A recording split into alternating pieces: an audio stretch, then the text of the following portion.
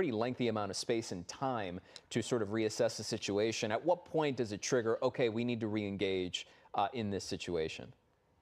The danger involved, if it gets to the point where that did not work, if they pulled off, they said, let's go ahead and give this suspect some time, some space.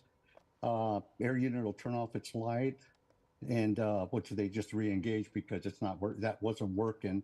So he got on the freeway. So CHP said, hey, so for the safety of the citizens, let's go ahead and re-engage this pursuit. We'll get the air unit back on it with the night sun, and at least give some people some warning of what's happening. But we've all been on that freeway, and we've had cars pass us by, 90 miles per hour, and it's kind of like, whoa, didn't even see them coming. So hopefully this puts a warning out to the folks there. Yeah, it can be a very dangerous situation. But now definitely more CHP 3 now jumping in on this pursuit, as you were mentioning, Dave. They're on the 110 South right now. It looks like if they do what other pursuit suspects will do, possibly heading back to the same direction. We know this started in East Los Angeles. They can always go down the 91 or the 405 here. So we'll just continue watching this one. But there was a couple of pit maneuvers we saw that the sheriff's deputies were very close, Dave, but it just unsuccessful there. Yeah, like right now, it wouldn't be a good time to pull a pit maneuver right now because of the vehicles that are on the freeway, unless they can, get the traffic stopped and get the suspect up there. But, the other thing, the desperation of all, and, good point, Leslie, because we've always seen where these suspects like to hang out in that neighborhood, let's say the east side, somewhere that they're familiar with. So, we're southbound the 110 freeway, we're going to come up to 105 and, we're going to come up to the other freeways. We could always start heading back that way. But, the thing we have to look at also is that the suspect, I mean, they are doing everything they can to stay away from the officers. So we don't know what's going on, the seriousness of their crime, if it's more than GTA, if it's more than Grand Theft Auto. Yeah. We have to, so we have to keep that in mind too. Why are they intent on getting away? Yeah, especially if this started as a reckless driving stop. Yeah, it was a reckless driving stop, and then, they're so intent on wanting to get away. You have to wonder what else is going on in that car. What else? Why else are they trying to get away? On top of the fact, Dave, that also I think another variable and dynamic is it looks like they're taking an exit. Did it look like the 405? I want to say it did look like the 405. There's believed to be another person in the car too. So we know, as you've brought this up many times before, when you have a single suspect, they might be jumping on the phone, trying to call friends for help. That sort of dynamic starts evolving. But when you have an extra person in the car directly next to you, then that becomes a very tangible thing where you're perhaps discussing it with somebody else in the car with you, and that elongates what is already a rather long pursuit and situation. Yeah, exactly. We're talking desperation here. I mean, it's that's why when you're an officer and you're chasing this suspect, yeah, it's a reckless driver, and the first thing you're thinking, okay, so what are they running away from? Is it a shooting, a gang shooting? Is it a 211? Are they armed? We don't know. So many factors to consider in any type of pursuit, and every pursuit is monitored. That's why we have all these new rules. We didn't have them in the old days. But now we do. First thing, of course, is public safety. We got to, we're not real sure of the nature of the offense. We know what we have right now, but then you have to consider officer safety, get an air unit overhead, and it's always the danger to the public, and that's obviously been shown because they re-engage the pursuit. How often we've seen that? They usually pull off and they stay off, but no, not here. That's not the case tonight. Yeah, they re-engaged, and now if we can zoom out, I want to see if any CHP cruisers are behind this, and they're not lights and sirens. You see them there, but they turned off lights and sirens, of course, as a move, Dave, to, again, de-escalate this situation. Yeah, it's exactly what they're doing here. So let's just see. But they and it's up to the it's up to the whoever's going to run this show. Is it going to be the primary unit, the ranking officer in the primary unit? In this case, the chippies, not the sheriffs. Or is it the incident commander, sergeant involved, which it probably is because everybody has a incident commander. The procedure is you got the units in pursuit. Here's the CHP who's taking over for the sheriffs. They request a backup. They get a backup going, and then they request a supervisor to enter the pursuit. That's usually your textbook is 3 vehicles. And then that supervisor, once they get there, they become the incident commander. In other words, they monitor the pursuit. How dangerous is it to the public? Is the continued pursuit of this outweigh the danger that's out there in any type of pursuit, whether it be on the freeway, the street, slow, fast, whatever's going on? So obviously in this one, they decided, yeah, we're going to keep it going. And so far, I mean, it's the suspect staying between the lines. That's a big factor. We were Yeah. making that point earlier, Dave, about the fact that, relatively speaking to the typical pursuits that we jump in on, yes, we've had a lot of close calls, and that obviously is a significant cause for concern and danger because you never want anything to happen. But they're not exactly, weaving or going to 90, 100 miles an hour like we sometimes see in these situations. You even think of, like, to your previous point about taking a big old circle to maybe go back and circle back to a place they're familiar with, because we spent quite a lot of time in the Downey Norwalk area. I have no idea how long they plan on extending this. Yeah, just to give everyone an update, they're now on the 405 North. They were on the 110. And my thought process here, Dave, was, of course, I questioned, will they go back to where they started, back in East LA? I would have thought they would have headed south, maybe up the 605 or the 710, get back that way. But we went 405 North. So now we got to wonder, how long is this thing going to go? Yeah. I mean, let's see. I mean, it's with all of our freeways, the way they crisscross back and forth, and these people, they know exactly where they're going or what they're thinking. He's got, or he or she, not sure yet, haven't verified that. We don't know. You're right. Yeah, we don't know. There's a lot of discussion going on. As you mentioned earlier, that passenger's probably on the cell phone talking to somebody, saying, and they're feeding them information. Yeah, I mean, that's why LA's people often ask, why do we have so many pursuits in Los Angeles area? Well, take a look at our freeways. They're usually dry, they're wide, they're open, they crisscross all over the place. You can go anywhere you want in minutes. And that's about where we're at now. So, yeah, we may see the suspect head back east and head back to that area because, as you mentioned, we talked about, that's usually what they like to do. So we'll see here. It'll take a little bit. So hopefully it's getting more dangerous than this. Yeah, minutes indeed, if there's a traffic light, relatively speaking, to what we're seeing right now. Because, Dave, also going off another point you made with regards to getting on the phone or perhaps talking to other friends or individuals and buying yourself time. I mean, you could stay on the 405 and climb, because if they're in Inglewood right now, you could climb the 405 all the way up to the valley, though that would be a bit of a surprise given what we've seen so far. Or then you can just jump back on the 10 to take you back east. That's true. You've already bought yourself more or less a giant rectangular square on the freeway to buy yourself sort of elongated stretches of road where you're not having to bounce back and forth through red lights, stop signs, and other cars that may or may not be in your way. Right now, this is sort of a clean, pursuit, relatively speaking. Oh yeah, absolutely. So that's we'll just see what's going here. And somebody from the east side, if they're staying south of the Hollywood Hills, it get to be a little unusual when we see somebody that's been racing down here in the south end, Los Angeles, head out to the valley. And they might not know that area too well. It looked like they were going to get off here on El Segundo in the Inglewood area. We'll see if they might still be continue to do so. Yeah, it looked like they were going to get off, and then they swerved back right onto the freeway. And I believe they're still on the 405. It's hard also to make a little out dark, here. It's very dark in this area.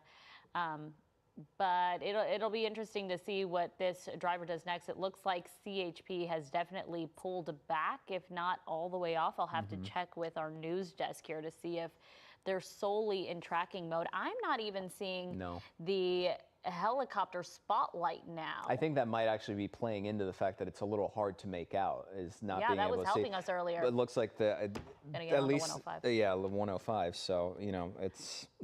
I mean, we're just still We're not going. seeing the spotlight right now, Dave. Is it possible that they pulled off altogether? I'll have to check with our news desk. That or they just may have gone into the monitoring mode where they're just going to sit back. And for we used to call it de-escalation. They got some new terms now, but might just be what they're doing now. Just pull the black and whites off. Well, especially, sorry to cut you off, Dave, but I'd have to imagine if this is, if it is reckless driving, if it's not auto theft or anything like that, all the information of the vehicle. So if they've determined perhaps that we have all the information, we know who the people are, and that we've deemed that it's perhaps safer to just pull off entirely and give them that quote unquote sense of security, then that might be the better call as opposed to the more aggressive tactics we've seen even just as recently as half an hour ago. Yeah, exactly, Gio. I mean, that's just the way it is now. As much as I hate to say it, because before we would never let a suspect go, but it's it's a good that's a good theory. Could exactly happen that way, or hopefully we're just monitoring it and we'll just keep an eyeball on them and see what happens with them. And like you said, they have the plate number. They're going to run the plate. They're going to talk to the RO, the registered owner, and see, if they still own the vehicle. Looks like we're heading back east, or are we swinging around here? It might be swinging around.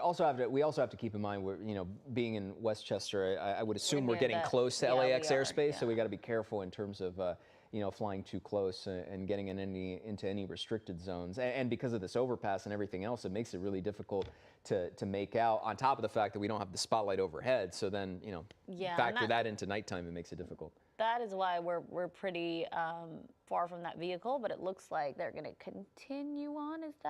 That does not look like our vehicle here. We got to see if that one is. Somebody else. We know it has that back end damage. It looks like that is it. Yep, because you can see that back end damage there. You can see that TC. Yep. So we're pulled a little bit far back. Some of these buildings are going to be in our way here, but that is because we're near the LAX airspace. But this is the vehicle. We're going to wait for it right there. Yep. Yeah, and we know exactly, Dave, as you were saying, because of that back end damage. So it's pretty significant damage there. Yeah, it's hard to miss. Yeah, exactly. So it looks like, what's he doing now? Westbound? We're going westbound now. Heading towards the beach. This is very odd. Yeah, so we're south of LA ground airspace, what they call Class Bravo. We're south of that. That's south of the 105. So we're free to fly here, even though we're in Hawthorne's airspace. And right now, Hawthorne is closed. Doesn't mean that planes aren't flying in and out. You just fly there actually off duty. But the other thing we've seen too is, sometimes we get kind of confused where we're going. We just look for a big boulevard and take off. So and that might be the case here. Yeah, I was going to say that might be the case with this driver here. Again, if you're joining us, we've been on this for most of the hour here at 9 p.m.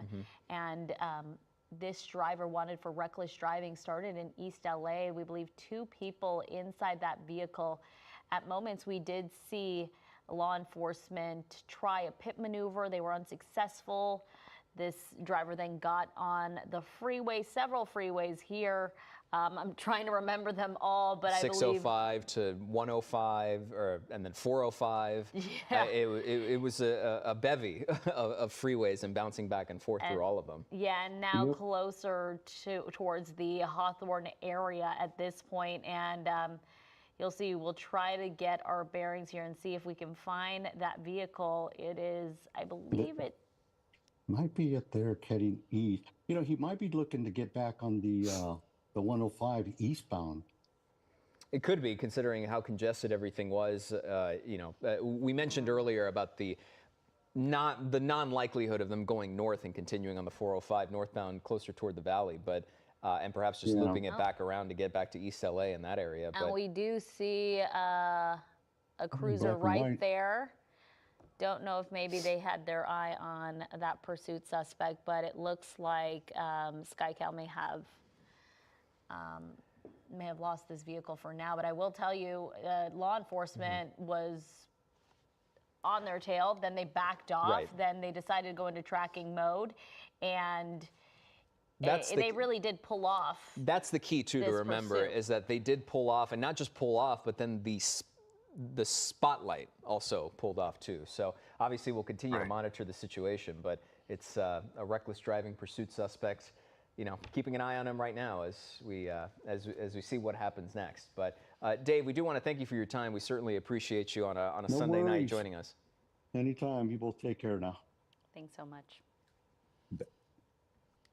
This is CBS LA at 10. The Oscar goes to One Battle After Another.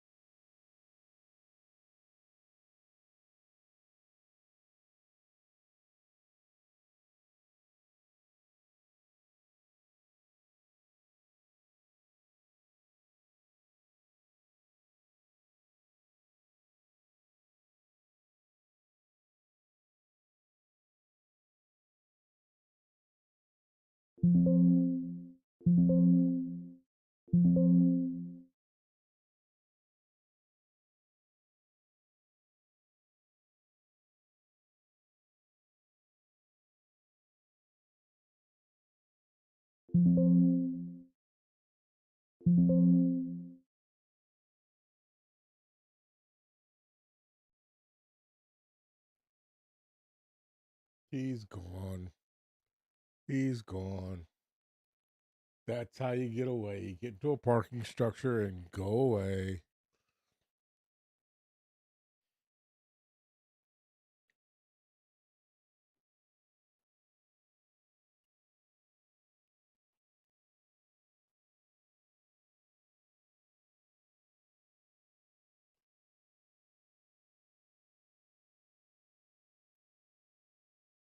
Oh well. Thanks, guys. See you on the next one.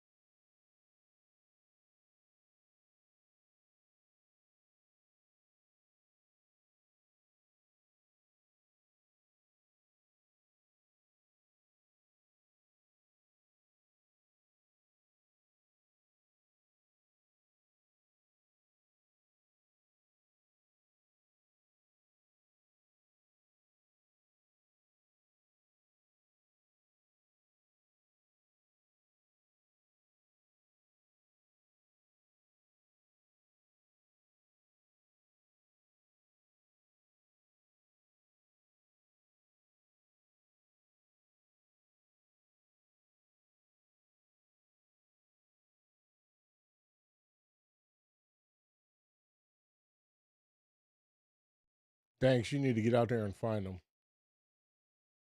We'll see you guys later. Be careful.